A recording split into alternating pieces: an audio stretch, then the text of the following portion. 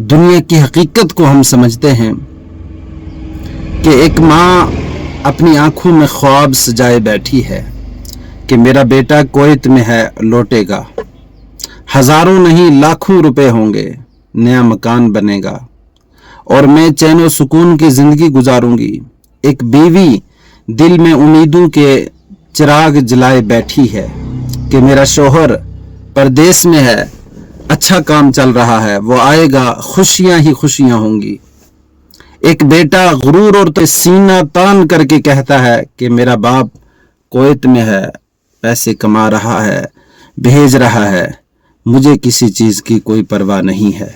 لیکن اچانک تقدیر کا ورق پلٹتا ہے، ایک دن یہ خبر آتی ہے کہ کویت سے جنازے آ رہے ہیں، ایسے جنازے جن میں نہ چہرے پہچانے جا رہے ہیں، نہ یہ معلوم کہ کون باپ، کون بیٹا، کون شوہر۔ اللہ اکبر!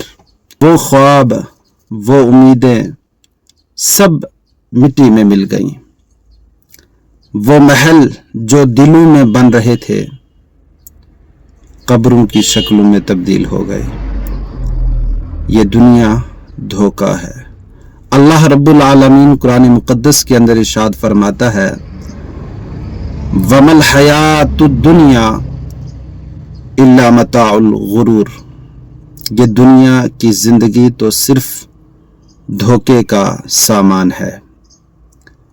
یہ دولت، یہ پردیس کی کمائی، یہ بڑے بڑے منصوبے سب اسی وقت تک ہیں جب تک سانس باقی ہے۔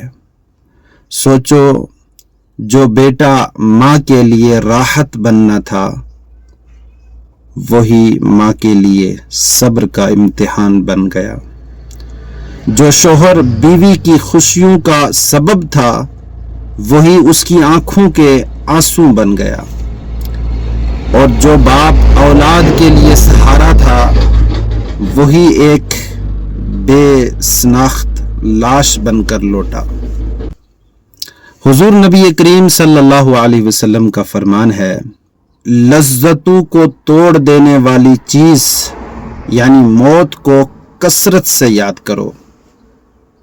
آخری نصیحت میری یہ ہے کہ اے انسان اپنے خوابوں کو آخرت سے جوڑ لے، اپنی کمائی کو صرف رزق حلال سے جوڑ لے، اور اپنے دل کو اللہ رب العالمین کی بارگاہ سے جوڑ لے، کیونکہ نہ کوئی دولت کام آئے گی، نہ کوئی مکان کام آئے گا، نہ کوئی شان و شوکت کام آئے گی، کام آئے گا تو صرف ہمارا نیک عمل، صرف اعمال صالح ہمارے ساتھ جائیں گی۔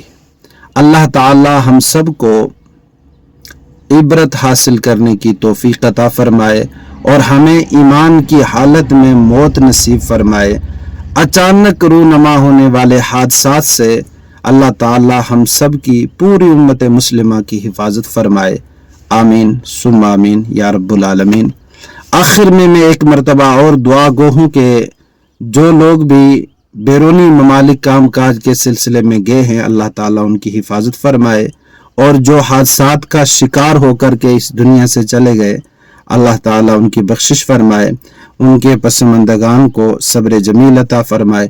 خاص کر ہمارے تحصیل سرنکوٹ اور تحصیل تھانہ منڈی کے جو لوگ دلدوز حادثے میں کویت کے اندر شہید ہوئے اللہ تعالیٰ ان کے گھر والوں کو صبر جمیل عطا فرمائے، اور جو بچے یتیم ہوئے اللہ تعالیٰ ان پر اپنی رحمت کا سایہ دراز فرمائے۔